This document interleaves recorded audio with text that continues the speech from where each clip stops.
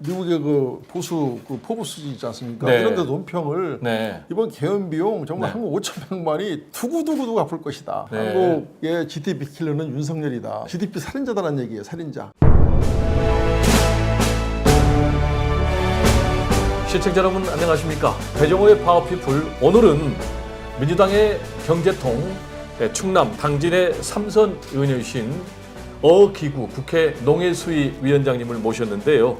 12.3 비상계엄으로 휘청거리고 있는 민생, 경제, 회복 방안 등에 대해서 자세히 알아보겠습니다. 위원장님 안녕하세요. 네, 안녕하세요. 네, 반갑습니다. 윤석열 대통령 때문에 예. 정말 온 국민들이 걱정이 많으시죠? 그렇습니다. 머리가 지끈지끈됩니다. 네, 12.3 비상계엄으로 민생 경제가 완전히 직격탄을 맞았잖아요. 네, 그렇습니다. 그래서 위원장님께서는 네. 이렇게 말씀하셨더라고요. 한국의 지금 경제 성장 엔진이 꺼져가고 있다. 맞습니다. 이렇게 예. 말씀하셨는데 그 판단의 근거는 뭘까요?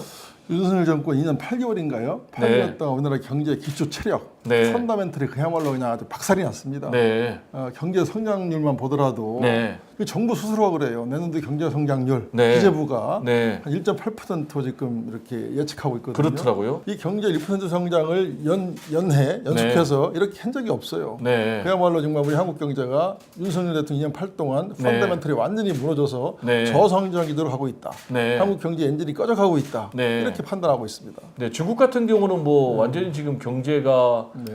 침체돼 있다 해도 5%의 성장 아닙니까? 그러니까요. 네. 우리만 지금 역주행하고 있는 겁니다. 그렇군요. 이 윤석열이 그냥 우리 한국 경제 가뜩이나 어려운데 정말 네. 이번에 계엄으로 네. 커다란 압박카트를 우리 경제에 먹인 거예요. 네. 정말 엇박가서 그래서 경제를 향해서 엉뚱한 데 먹인 국민을 거죠. 향해서. 예, 완전히 그냥 이 경제 폭망 정권 네. 이렇게 저는 기망하고 이거 제가 한 게 아니라 세계 언론들이 그렇게 얘기하는 거예요. 그렇군요. 예, 예. 세계 언론들도 예. 경제 폭망 정권, 예, 윤석열 잘못하면 정권. 잃어버린 일본의 30년으로 갈 수 있다. 네. 경고로는 경고. 네. 예, 예. 일본에 잃어버린 30년 가면은 뭐 우리 젊은이들 완전 미래가 없게 되는데요. 네. 자, 그러면 이번에 12.3 비상 계엄으로 네. 직격탄을 맞았는데 구체적인 그 경제 피해액을 추산할 수 있을까요? 추산이요, 뭐 그런 뭐 이렇게 경제학 결도 많이 하고 있고 뭐 실질적인 피해가 막 오잖아요. 네. 경제 개헌 발표하는 그날 네.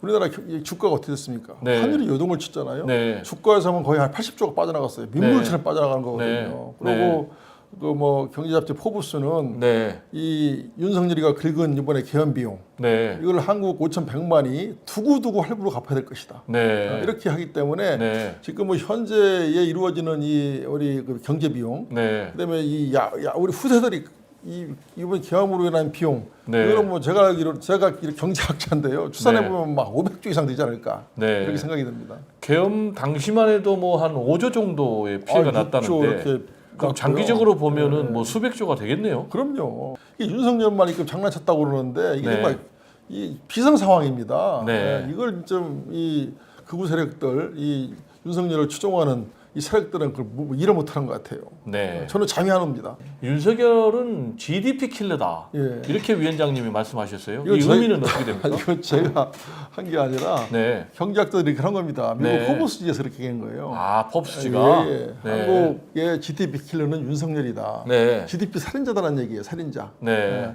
윤석열이가 한국의 자유시장 경제와 시장 경제를 완전히 망친 파괴자다. 네. 코리아 디스카운트가 아니라 코리아 디스트럭처. 네. 파괴한 사람이 윤석열이다. 디스트럭처, 디스트로이어. 예, 그러니까요. 네. 보세요. 이 계엄을 통해서 정말 그 무장한 군인들이 네. 지금 막 이 국회로 쳐들어오고 선관위를 가고 막 이런 것들이 전 세계 CNN을 통해 가지고 방송된 거 아니겠습니까? 네. 이런 거를 전 세계 국민들이 다 본 거예요. 네. 그거 이게 뭐예요? 우리나라 이렇게 정말 낙후된 국가고 개화하는 국가고 불안정한 국가니까 네. 세계 경제인 여러분 한국에 투자하지 마십시오. 네. 그렇기 때문에 바로 윤석열이가 GDP 킬러다. 네. 이렇게 얘기하는 겁니다. 그렇군요. 네. 한국 경제를 완전히 폭망시킨 네. 계엄이었다. 네. 그 앞장에 계엄의 우두머리 수계 윤석열이가 있었다. 네. 이걸 아셔야 됩니다. 윤석열 대통령이 재임 중에 2년 8개월 동안 한 게 뭘까? 이게 아무것도 없는 것 같고 딱 하나 생각나는 게 예. 12.3 비상계엄인 것 예, 같은데 그렇습니다. 예. 이 윤석열 정부의 경제정책 위원장님 어떻게 평가하십니까? 아니 이렇게 정권을 잡으면 네. 보수 정권이건 뭐 진보 정권이건 정권을 잡으면 네. 내가 임기 동안 우리나라 경제를 어떻게 이끌어가겠다 이런 네. 경제 기조가 있잖아요. 그렇죠. 그러니까 제가 기억하기로는 이명박 정부는 747 정책, 문재인 정권은 뭐 소득주도 성장 네. 뭐 이런 나름대로의 어떤 정책 기조를 가지고 출발하는데 네. 이 윤석열 이 정권의 경제 정책 기조가 뭡니까? 네, 생각이 안 난다고요. 뭐 부자- 12.3 비상계엄이 부자 감세? 네? 부자 감세 뭐야? 뭐 그냥 재벌들 다 세금 다 깎아주고 네. 뭐 양극화 뭐 지금 뭐 자영업자 지금 폐업에 100만 가계부채 2천조 시대 이런 시대를 만드는 거예요. 네. 그러니까 한국의 경제 세지표가 엉망이죠. 네. 그야말로 이 계엄 이념 논쟁하다가 2년 8개월 다 보내고 이 계엄으로 마지막 방점을 찍었다. 네. 그러면서 경제를 완전히 망가뜨렸다. 네. 이렇게 저는 판단하고 있습니다. 그러면 예, 점수로 매기면 몇 점 정도 될까요? 점수요. 한 30점 정도 매기면 학점으로 어떻게 따지죠? 빵점이 아니고 교수님이시니까. 30점이면은 뭐 무조건 과락이죠. F죠. 아니 저기 이제 갤럽이 네. 이건 제가 매기는 게 아니라 갤럽이 이제 한 달에 한 번씩 윤석열 정권에 대해서 여론조사를 하지 않습니까? 네. 그러면 윤석열 정권 경제 점수 얼마입니까? 잘합니까? 못합니까? 그러면 네. 이 30% 네. 잘하고 있다가 30%를 넘지를 못해요. 그러면 이 경제 점수가 한 30점 정도 되는데 30점을 넘은 적이 없어요. 네. 그럴 리는 없겠지만 윤석열 대통령이 만약에 대통령직에 복귀를 하게 되면 대한민국 경제에는 엄청난 재앙 아닐까요? 아, 재앙이죠. 네. 아마 영인 쓰겠습니까? 네. 국민들이 따르겠어요? 빨리 정리를 해야 됩니다. 그렇군요. 그래서 위원장님께서는 윤석열 탄핵이 경제다. 맞습니다. 이렇게 예. 주장하신 건가요? 그러니까 경제에서 가장 경제가 싫어하는 것이 불확실성이거든요. 불확실성. 미래에 대한 뭐 투자, 소비 확실해야 돈도 쓰고 뭐 이러는 거 아니겠습니까? 네. 근데 지금 모든 것이 불확실해요. 네. 이 전국을 빨리 끝내줘야 경제가 안정된다. 그렇군요. 그래서 바로 탄핵이 경제다 이렇게 제가 주장하는 겁니다. 네. 윤석열 탄핵이 불확실성을 걷어내주니까. 그러니까요. 빨리 정리하고 이것이- 새로운 지도부가 나와야 된다. 네. 예, 그래야 그렇군요. 소비, 투자, 순수출 이런 것들이 가능해진다. 네. 예. 불확실하면은 뭐 기업가들이 투자를 못하는 거죠. 많죠. 모든 게 지금 불확실한데요. 지금 미국 트럼프 들어가지고 관세 뭐 이런 것들 때문에 지금 얼마나 불확실합니까? 네. 여기에 지금 협상 테이블이 없는 겁니다. 네. 빨리 새로운 지도자가 나와서 이런 그 불확실성을 제거해줘야 경제가 안정된다. 이렇게 말씀드릴 수 있겠습니다. 불확실성 시대에도 투자할 수 있는 사람은 윤석열 한 사람이 있겠네요. 뭐 불확실해도 뭐 마구 비상계엄 해버리잖아요. 그러니까요. 그러면서 사고 한마디 없이 지금 네. 살아남으려고 아니 이 쿠데타라는 거 목숨 걸고 하는 거 아니겠습니까? 네. 잘못하면 자기 책임을 져야죠. 네. 그 그냥 자기 저기 명령을 따른 그 군인들한테 다 뒤집어 씌우려고 그러고 저도 이런 사람 어떻게 우리가 지도자로 데리고 있었는지 이해가 안 갑니다. 저는 안 찍었습니다. 그래. 위원장님도 안 찍었겠죠. 저도 자 이번에 이제 추경 얘기 좀 해볼까요? 예, 그럴까요? 예. 근데 추경이 왜 이렇게 안 되는 거예요? 지금 민주당 이재명 대표는 빨리 하자는데 왜 이렇게 안 되는 거예요? 그러니까요. 지금 이 경제는 타이밍이잖아요. 네. 이게 지금 한국 우리 경제가 지금 거의 뭐 골목 경제 다 죽었어요. 네. 그야말로 공황 상태란 말이에요. 네. 긴 코로나에 이어서 개헌까지.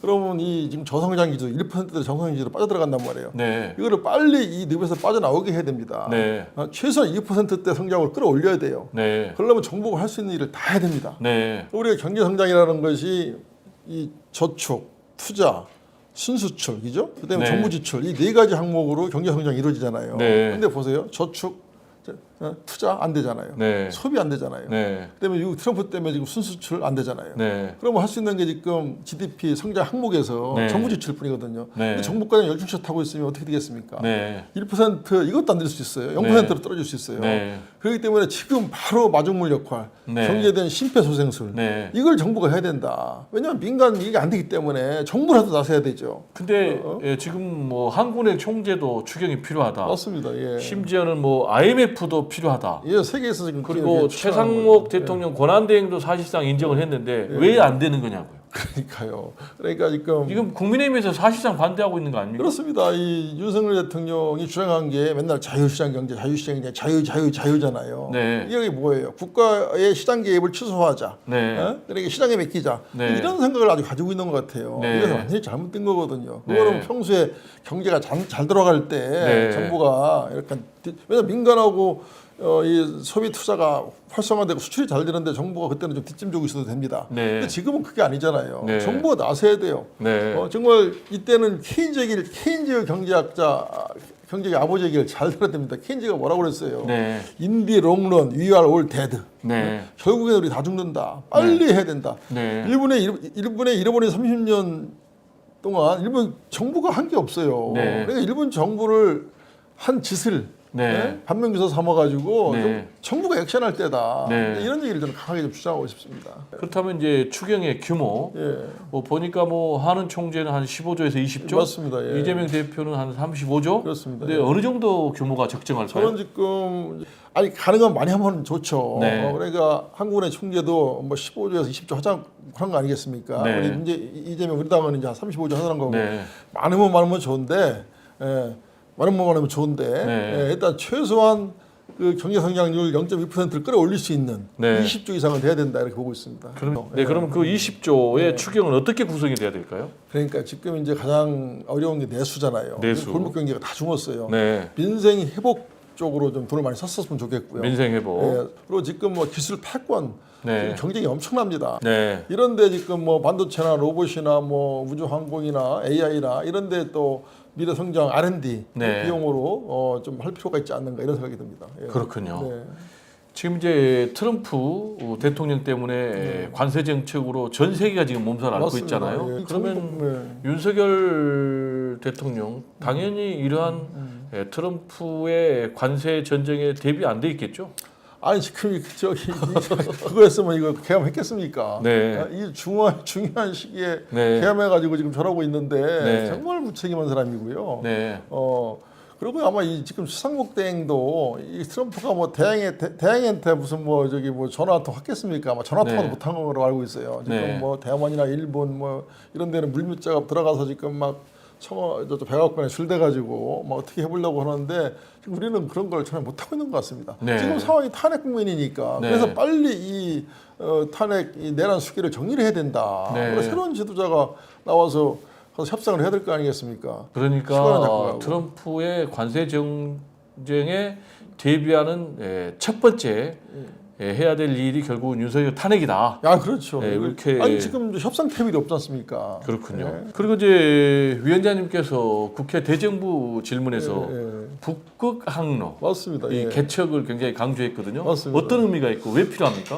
저는 지금 우리 한국 경제가 살아남으려면 네, 삼성전자 같은 게 한 10개가 있어야 돼요. 앞으로. 10개. 예. 지금 뭐 먹고 살 게 없어요. 네. 중국이 다 치고 들어오고 뭐 미국 쪽 관세를 저러고 있고 또 새로운 뭔가를 개발해야 되거든요. 네. 근데 저는 이 북극 항로가 새로운 기회다 이렇게 봐요. 아 어떤 점에서요? 우리가 지금 삼면이 바다로 돼 있잖아요. 네, 지금 그 북극 항로에 있는 그 얼음이 다 녹고 있어요. 네, 기후 변화 때문에. 네, 앞으로 한 10년 후면요 거기 화물선이 갈 수 있다는 거예요. 네, 그러면 뺑뺑뺑 돌아가던 유럽으로 가려면 뺑뺑 돌아가는 배가 이 북극 항로로 가면 금방 갈 수 있잖아요. 네. 그리고 북극 항로에 엄청난 석유, 천연가스가 매장이 돼 있고 네. 니켈, 구리 뭐 이런 광물들이 있다는 거예요. 네, 그러면 그 북극해를 북극 항로를 우리는 해양 패권 국가가 될 수 있잖아요, 그죠? 네.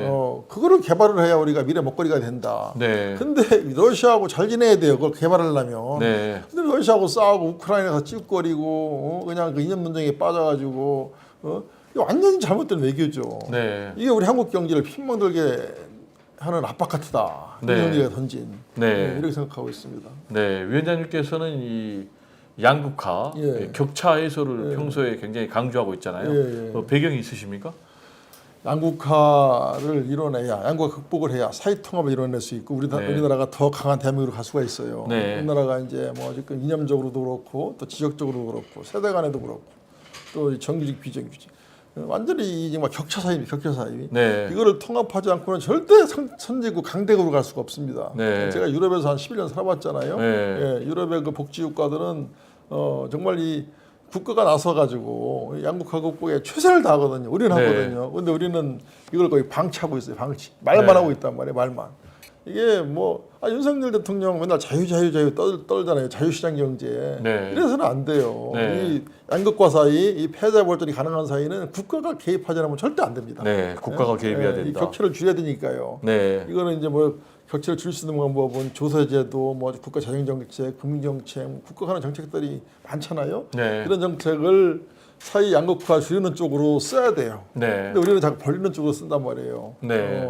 근데 그런 문제 있는데 저 혼자는 역부족입니다. 많이 도와주십시오. 알겠습니다. 그리고 이제 위원장님께서는 이제 충남 당진 지역구에서는 더불어민주당 출신으로는 처음으로 예. 3선 그렇습니다. 연임에 성공하신 분인데 예. 그 비결이 좀 궁금해요. 운이 좋은 거죠. 겸손의 운이 말씀이고. 좋고요. 네. 우리 당진 시민들께서 이쁘게 봐줘서 그렇고 네. 늘 당진 시민들께 고맙게 생각하죠. 요즘에도 네. 위원장하다 보니까 워낙 일이 많아가지고 시민들을 잘 찾아뵙지 못하는데 네. 아마 이해해 주시리라 믿고 있고요. 저는 늘 겸손함이죠. 네. 뭐 저는 골프를 못 칩니다만 네. 골프하고 선거는 머리 드는 순간에 진다 하더라고요. 네. 늘 겸손하고 또 네. 간절함. 네. 그다음에 열린 마음으로 시민들과 소통하고 네. 그러면 이렇게 시민들이 믿어주는 것 같습니다. 겸손, 간절함, 열린 마음. 예. 네, 세 가지를 꼽아주셨는데 이제 마지막 질문인데요. 정치인 예. 어기구가 꿈꾸는 세상은 어떤 세상입니까? 말씀하신 대로 패자 부활전이 가능한 사회. 네. 그래서 함께 더불어 살아가는 사회. 네. 이 사회가 이제 양극화를 줄일 수가 있고요. 네. 사회 통합을 이뤄낼 수가 있고 네. 우리나라가 선진 강국으로 갈 수 있습니다. 네. 그런 사회를 꿈꾸고 있습니다. 네, 그런 사회 꼭 예. 만들어 주십시오. 네, 감사합니다. 네, 위원장님 오늘 말씀 감사합니다. 고맙습니다. 예, 감사합니다. 배정호의 파워피플 오늘은 충남 당진의 3선 의원이신 더불어민주당 어기구 농해수위 위원장님을 모시고 12.3 비상계엄으로 휘청거리고 있는 대한민국의 민생, 경제 회복 방안과 추경의 필요성 등에 대해서 자세히 알아봤습니다. 지금까지 함께해 주신 여러분들께 진심으로 감사의 말씀을 드리고요. 다음 이 시간에 더 좋은 모습으로 다시 찾아뵙겠습니다. 감사합니다. 감사합니다.